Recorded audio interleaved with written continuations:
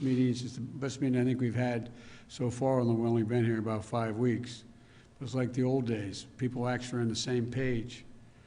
There were good bipartisan work has already been done. The leaders of this operation, the House and Senate, already have done great work, and I want to thank them for their leadership.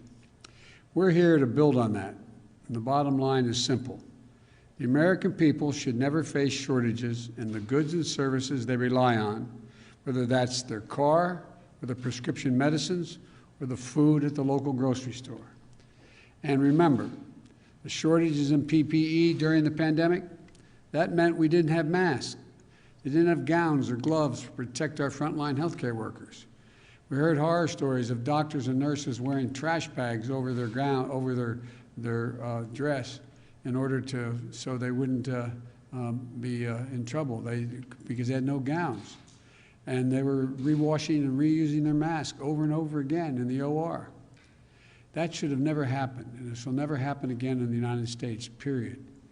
We shouldn't have to rely on a foreign country, especially one that doesn't share our interests or our values, in order to protect and provide our people during a national emergency. That's why one of the first executive orders I signed, as some may remember, was to ensure that we're manufacturing more protective equipment for healthcare workers here at home. And today I'm shortly going to be signing another executive order that will help address the vulnerabilities in our supply chains across additional critical sectors of our economy, so that the American people are prepared to withstand any crisis and rely on ourselves. This is about making sure the United States can meet every challenge we face in this new era, pandemics, but also in defense, cybersecurity, climate change, and so much more. And the best way to do that is by protecting and sharpening America's competitive edge by investing here at home. As I've said from the beginning while I was running, we're going to invest in America. We're going to invest in American workers, and then we can be in a much better position to even compete beyond what we're doing now. Resilient, diverse, and secure supply chains are going to help revitalize our domestic manufacturing capacity and create good paying jobs, not $15 an hour, which is we need to do someday, and soon as are better in my view, but jobs that are at the prevailing wage. We're going to spur new opportunities for small businesses, communities of color, and economically distressed areas. And I will drive new investment in research and innovation and our workforce, investing in training, in university partnerships that are going to lead to new technologies and new solutions. And all of this won't just strengthen our domestic capacity, it will help unleash new markets around the world and grow opportunities for American business to export their. These are the kinds of common sense solutions that all Americans can get behind, workers and corporate leaders, Republicans and Democrats. It's about resilience, identifying possible points of vulnerabilities in our supply chains, and making sure we have the workarounds in place. Remember that old proverb, for want of a nail, the shoe was lost. For want of a shoe, the horse was lost. And it goes on until the kingdom was lost, all for the want of a horseshoe nail. Even small failures at one point in the supply chain can cause outside impacts further up the chain. Recently, we've seen how a shortage of computer chips, like the one I have here, you can hardly see it, I imagine. It's called a semiconductor. It's caused delays in production of automobiles that has resulted in reduced hours for American workers.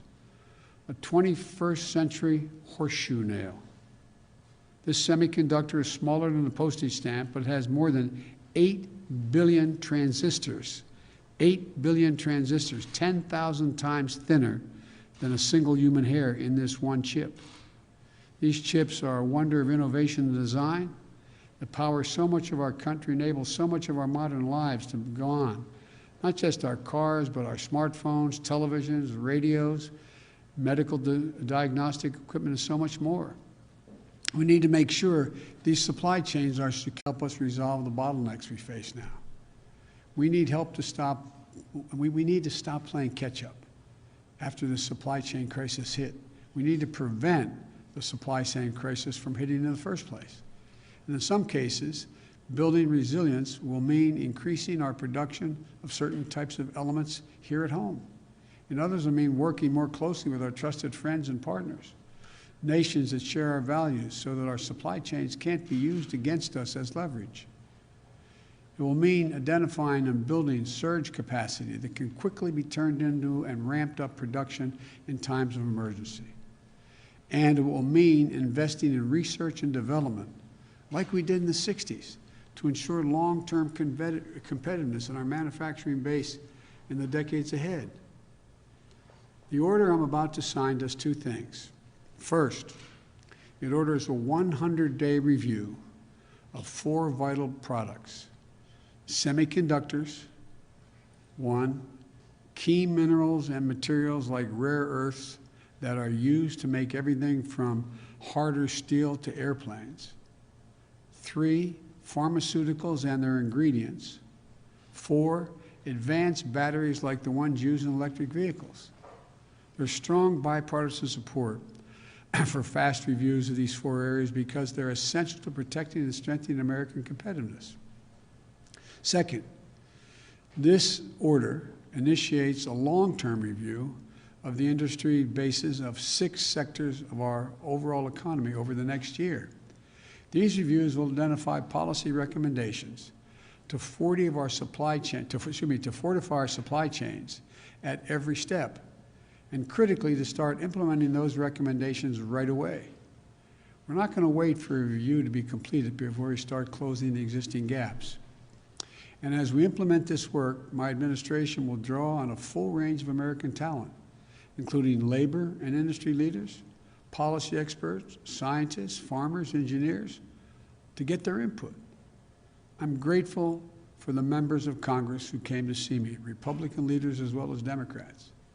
They're leading the way. We're going to stay in close contact with members of both sides of the aisle and keep advancing our shared goals. Everyone has a role to play to strengthen our supply chains and our country. This is the United States of America. We are better prepared to meet the challenges of the 21st century than any country in the world. There's nothing we've ever failed to achieve if we work together. And that's what we decided to do today. And that's what we're going to do, work together. So I thank you all. I'm very optimistic about the meeting we had today with our congressional colleagues.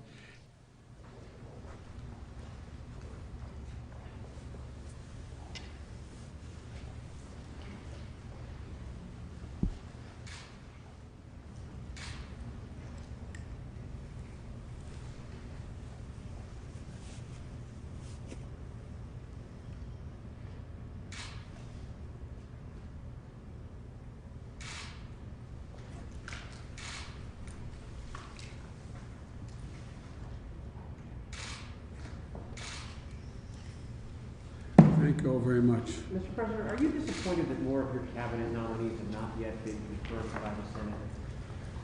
I am, but I don't so much blame it on the Senate. I blame it on the failure to have a transition that was rational. As you know, previous administrations had a significant number of their cabinet confirmed before they even were sworn in. That's the tradition. But we're doing fine. I think we're going to be in good shape. What about you? Thank you. Are you going to talk to the King of Saudi Arabia? Are you going to say something? I'm going to be talking to him. I have not spoken to him yet. Are you going to speak to him today? Am I going to take what? I'm sorry? Have you read the Jamal Khashoggi report yet from the ODNI? Yes, I have. Thank you. Thank you. Thanks, guys. Thank you.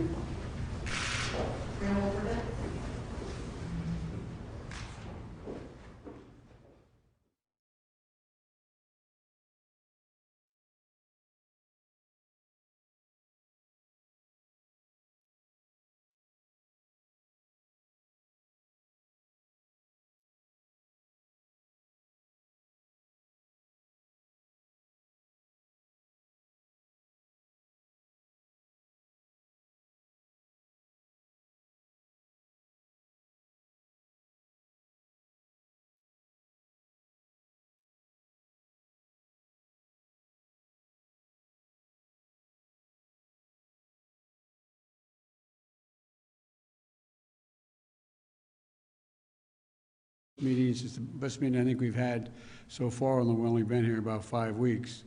It was like the old days. People actually were on the same page. There were good bipartisan work has already been done. The leaders of this operation, the House and Senate, already have done great work, and I want to thank them for their leadership. We're here to build on that, and the bottom line is simple. The American people should never face shortages in the goods and services they rely on, whether that's their car, or the prescription medicines, or the food at the local grocery store. And remember, the shortages in PPE during the pandemic, that meant we didn't have masks. They didn't have gowns or gloves to protect our frontline healthcare workers. We heard horror stories of doctors and nurses wearing trash